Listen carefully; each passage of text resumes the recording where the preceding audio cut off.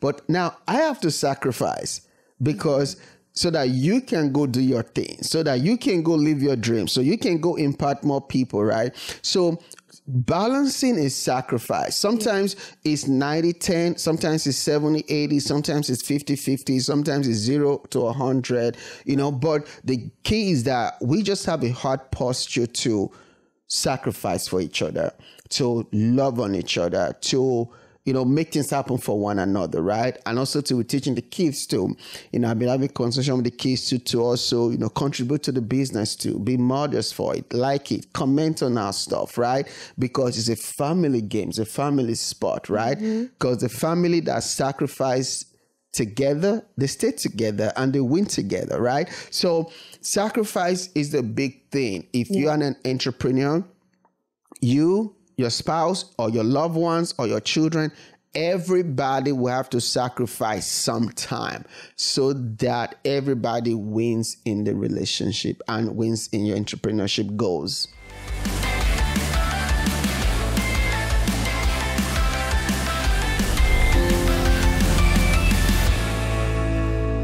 Hello, New Rich Nation. Good to see you all today. So excited about this topic and this episode. If this is your first time watching, don't let it be your last time. This is the #1 show for entrepreneurs and for creators, where we help you build successful online businesses, your personal finance, entrepreneurship, and everything else in between. I'm your host, Uyi Abraham, and I was a guy that came to America with just $100 and a suitcase of clothes, and I built an 8-figure business. And here's my co-host, Dr. Faith Abraham. Welcome, New Rich Nation.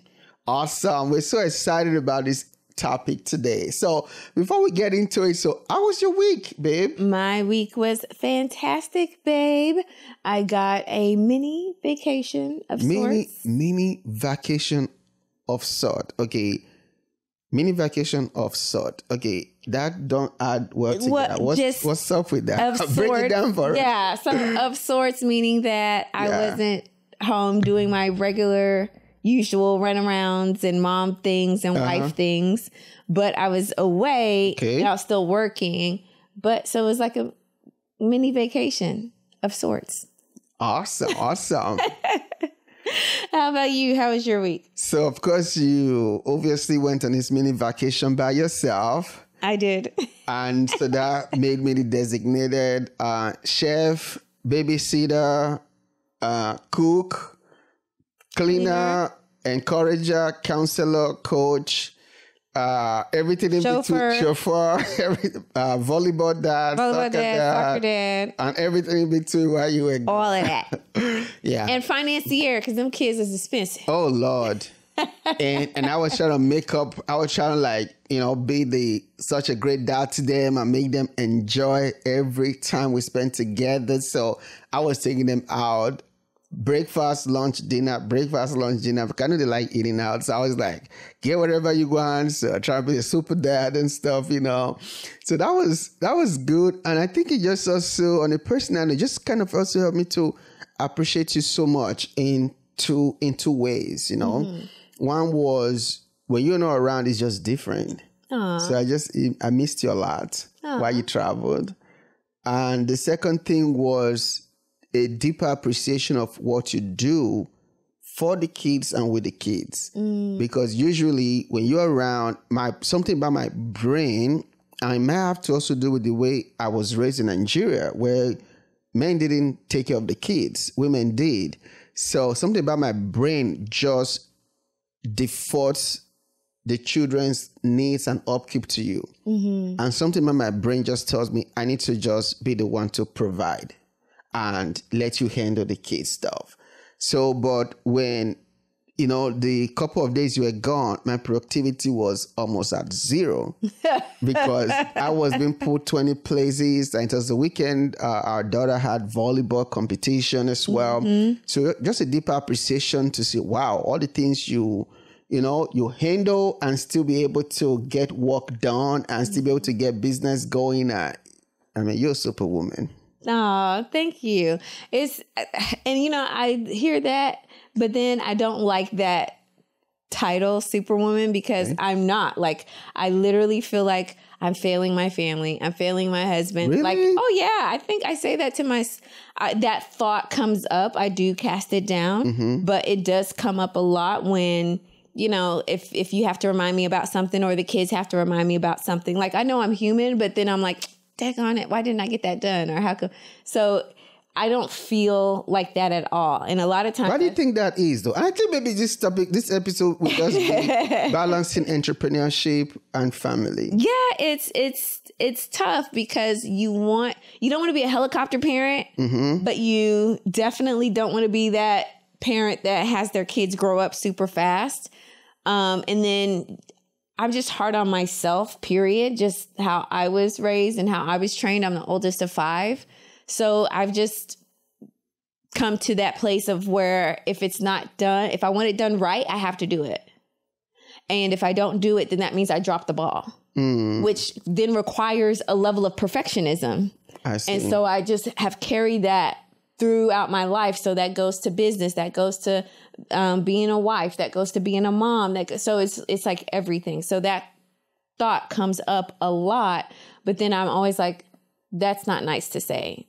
So I check myself. I remind myself. Do you think a lot of women have that same Absolutely. thought too? They call it mom guilt. Wow. It's called mom guilt. Why is it called mom guilt? And what is mom guilt?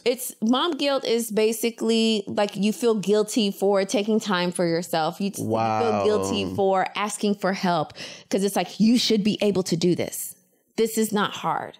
And then especially if someone is neurodivergent, so they are ADD, OCD, ADHD, autistic, you know, wherever they are in the neurodivergent realm, there's times where you know you need to clean up, but your executive functioning is like, we not doing that.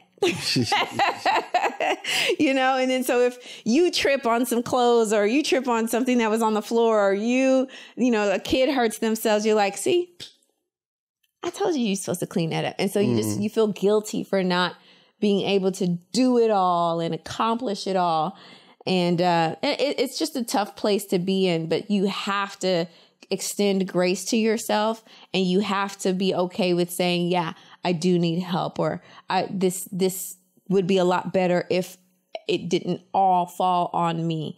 Or if, you know, you have a spouse, like I know that that's your default mentally because of, you know, our upbringing and the Nigerian culture, just the way things are. So I don't fault you for that, but I do try and shake you out of that because I don't believe that a 2-parent household is supposed to be like that. Exactly. I know our ancestors did that, but I think it's ridiculous. Yeah. Because that woman did not make those kids by herself. And kids need their dad. I don't know why kids need their dad. They need a father. They need a father in your the daughter, house. the first person that she learns to love her as a man is her dad. And so how you treat her, your conversations with her, you're relating with her, all of that stuff is stuff that she's embedding and she's processing within herself. So when guys walk to her, oh, you're so beautiful. You so sexy. You so this. You just, she's not moved because her daddy told her that every single day. Exactly. She don't care. Okay, I know. What else? So now she has a different standard within herself and a requirement. That's just the daughter. The sons learn how to be a man from their father. Yeah. So if the dad doesn't cry, they don't cry. If the dad is lazy, quote unquote, then they're lazy. If they see the dad abusing the mom, then that's what they inevitably end up doing. If the dad is angry, very, flippant, emotionally unavailable, that's how those men will be as well. We are products of our environment and we do whatever it is that was modeled for us until we now take the step of reprogramming ourselves and reprogramming our mind to be something different than what we've seen. What's on your heart today? Imposter syndrome is killing me right now. My friend told me about Vonza, so I think I can start a business online and it will sell, but... Okay, slow down. Thanks for sharing that with me. Now tell me, what is this this Vanza that you mentioned? Vanza is an online platform where you can upload online courses, digital and physical products, and basically everything you need to run an online business. Doc, aren't you supposed to be helping me with the whole fear and doubt thing? Yeah. Sure, we'll get to that. But first, how do I sign up for this Vanza? Go to Vanza.com, but are you not going to help me? Oh, well, it looks like that's a good session for today. And... But wait, therapy? Start your business online. Create online courses, digital products, e-commerce, funnels, and more. Start your 14-day free trial today at Vanza.com. Wow, it's so powerful because a lot of people, they struggle with entrepreneurship and marriage and balancing it with the family. So I think it's a very, very good topic to talk about. And so we can also be transparent and vulnerable to really give value to the New Rich Nation, our audience, on how we try to balance it. I don't think we are perfect at it. I don't think anybody will ever be perfect when it comes to balancing entrepreneurship and marriage and family, but we do try to balance it. And maybe I can also speak for myself too.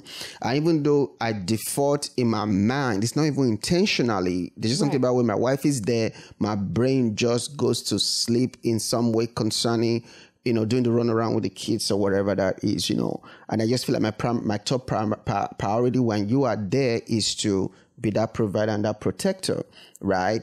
And I'm sure for you too, your top priority too is now, let me provide and protect when I'm there, is let me make sure the kids are okay. So just kind of that male-female dynamic that's also kind of interesting. But one thing that I'm definitely trying to do more is, spending more time, not just be so work, provide, but also to the balance into, okay, all right, doing at least 2 dates a week, one lunch and one dinner date with my wife, at least doing one family outing a week, right? The kids are busy now. They have their volleyball, soccer, these different things going on. But at least if it's school stuff, if it's Saturday or Sunday or Friday, at least one day a week, we'll go out as a family, without going out to eat or doing some fun stuff, right? Then I think also I'm intending to start doing more too, because as Christians, also too, we've been in ministry. It's very important to me that, we raise our children in a Christian way, right? Not just like the Christian way, but for them to have their own personal relationship with God. One of the thing I'm intending now, not just, I know everybody got Bibles on their phone, but it's also easy to get distracted when you're reading from your phone, all these other things, notifications coming. So trying to at least take them to Barnes & Noble, which they like, thank God, where, where they can choose their own favorite Bibles. So everybody in the house have a paper Bible, so at least once a week, we're doing a family Bible study, and the kids can also take turns to read the Bible and teach or share from what they understood from the Bible. Then also to, Bible study once a week, prayer time once a week, or Bible study and prayer time together once a week, and just kind of having them develop their personal relationship with God. So our daughter, and she's 16 now, I think 2 days ago at the time of this recording, she had posted a scripture on our Instagram IG, our Instagram story. I don't remember the scripture right now, but she had put it on our story. So I messaged her, I was like, wow, that's one of my favorites. I like that. I like that you do that. And, I think she kind of was going through something. So that scripture meant something to her. And when she's feeling some way, she'll tell us to pray for her, which is good, So I think I need to do more with that to instill. Even the Bible says, raise up a child in the way it should go, so that when it's old, it will not depart from you.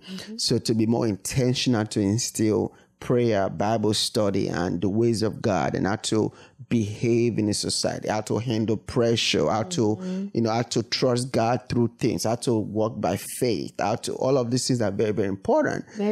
So that's some of my my personal goals when it comes to the children and marriage. So what are some of yours that you've been probably thinking about? Just to tell you, it's just the boys that would need to get a Bible, because she got a brand new one. Mm-hmm. Really? Paper Bible? Paper Bible. Okay. That she picked herself for her birthday. So she got money from grandma. I didn't know that. Yeah. Okay. It's really cute. I'm like, this is definitely her style. Bible. But yeah, I'm all for that. And I'm big on, because so my parents are Nigerian. All 5 of us were born here.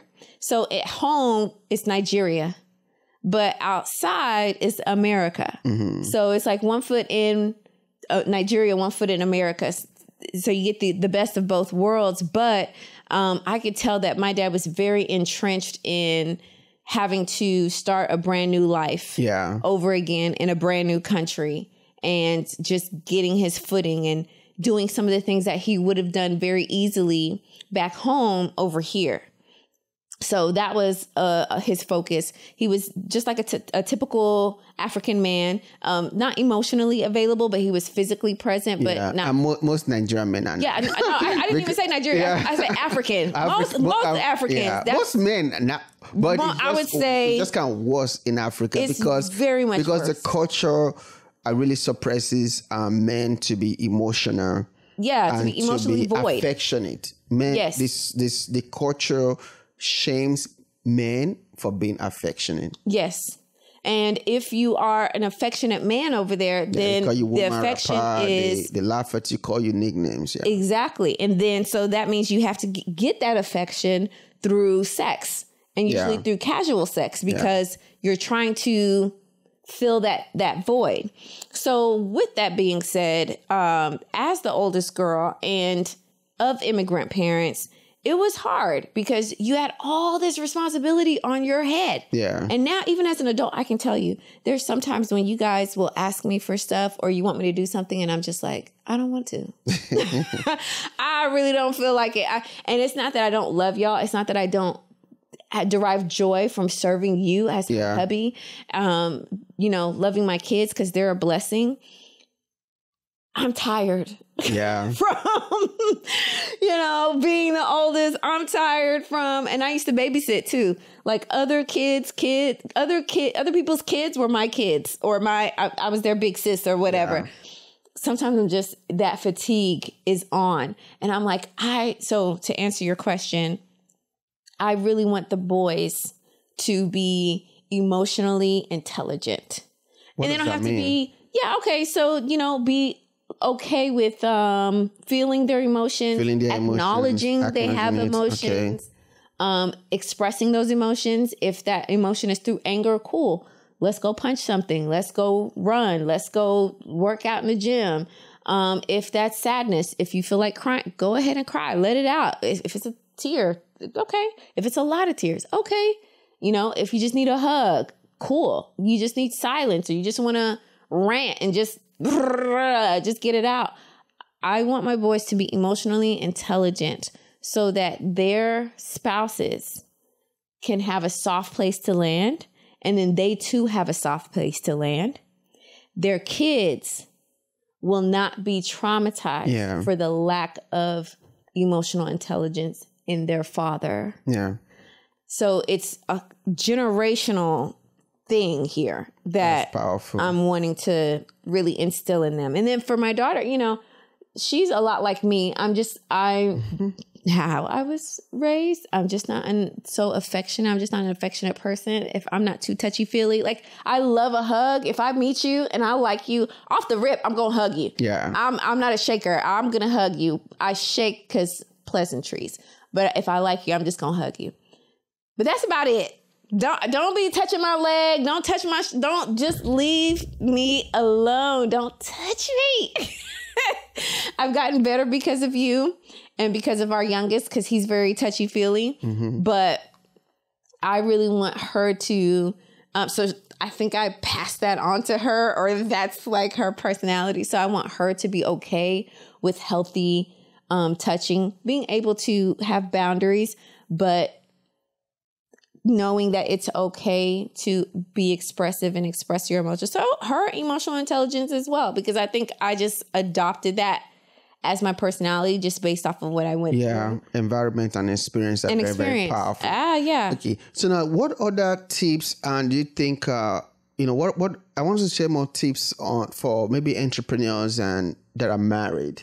Yeah. Or one person is married and the other person is an entrepreneur and they're trying to find more information, more tips on balancing. So what tip could you think of right now that would kind of help them in the area of, better balancing, which is really, really hard to do. And, and if I just to be honest, I don't even know if it's possible to totally balance anything in life, especially entrepreneurship and marriage. I think maybe I'll share this tip first, then you can kind of share, what else you want to share.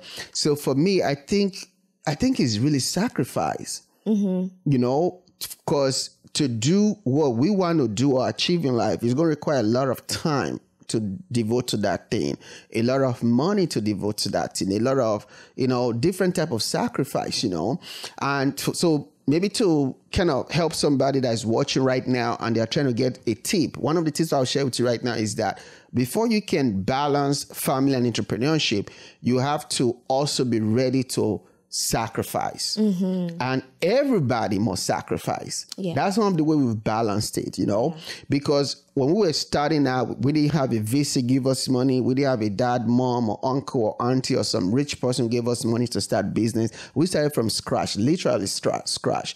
I came to America with just $100 and a suitcase of clothes.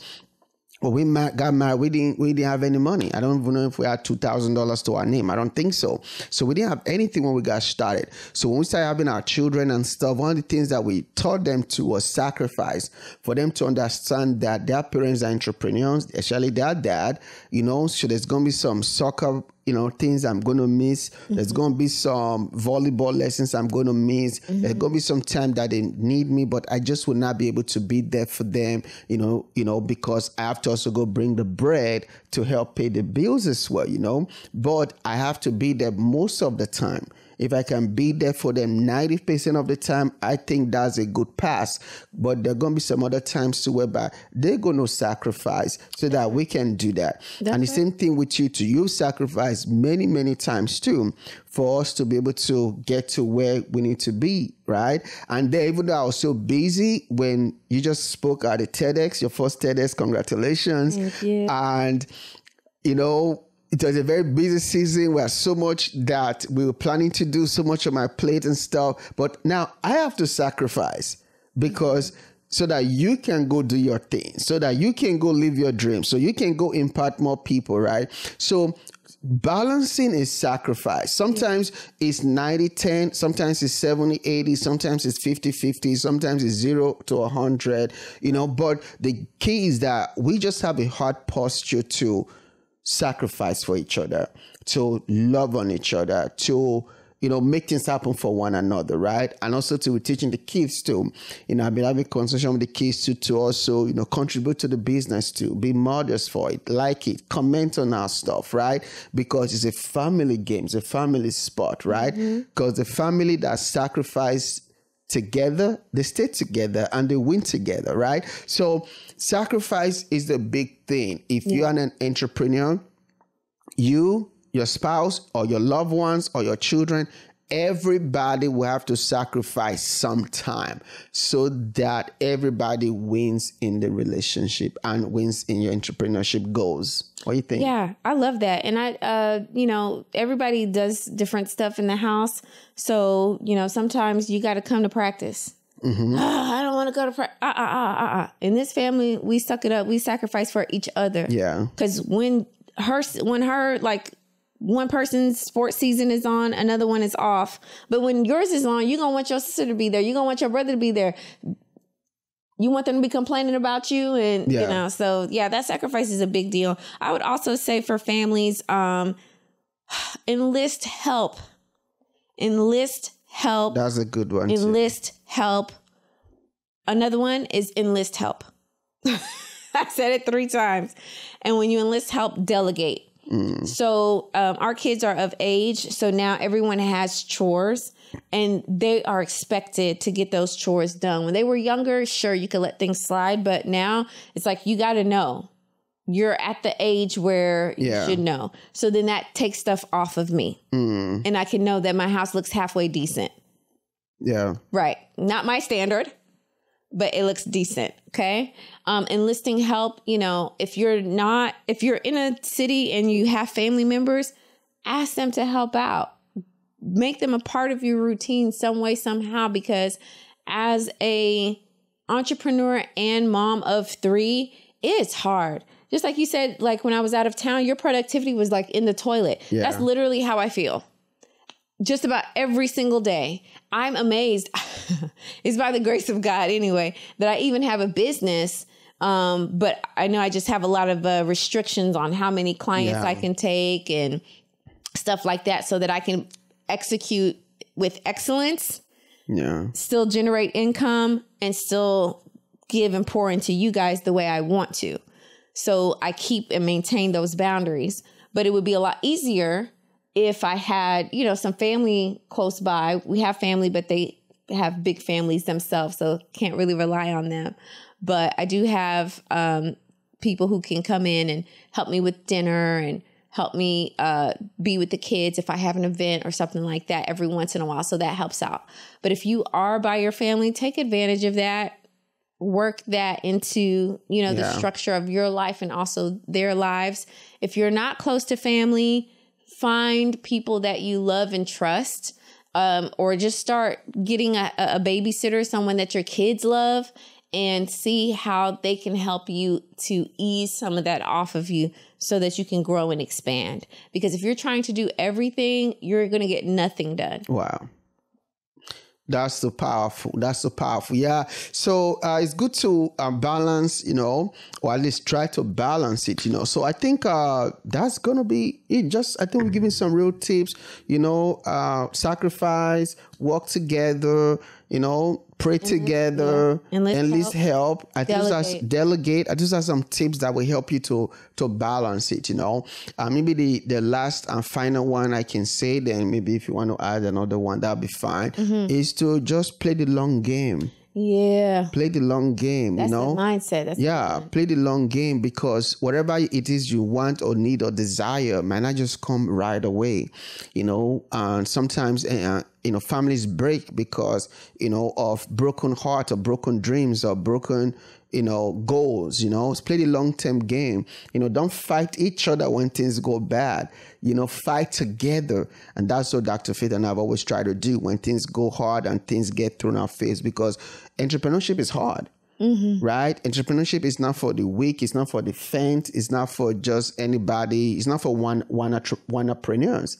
It's entrepreneurship. It's hard. There's things that's going to come. There's going to be heartbreaks. There's going to be customers quitting on you. There's going to be your staff quitting on you. There's going to be people trying to hack your business. There's going to be all kind of things that's going to come, but one thing you have to do, especially if you're married or you're in a partnership or whatever, is always resolve to not fight each other, but to fight together.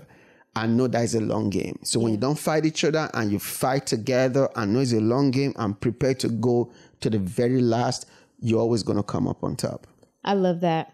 And be willing to say no. That's a good one. And just because you say no today doesn't mean you say no tomorrow, but just be willing to say no, because whatever you're focusing on is the priority for this season. And then next season, you may be able to say yes. Wow. And that's okay. Say no when you need to say no. Okay. I think this has been a good episode. I hope that Rich Nation, that the new Rich Nation, that you got something from this episode and you got some value. And please go ahead and share, comment, like, subscribe to this channel. And we'll see you in the next episode. Bye, New Rich Nation. Bye, New Rich Nation.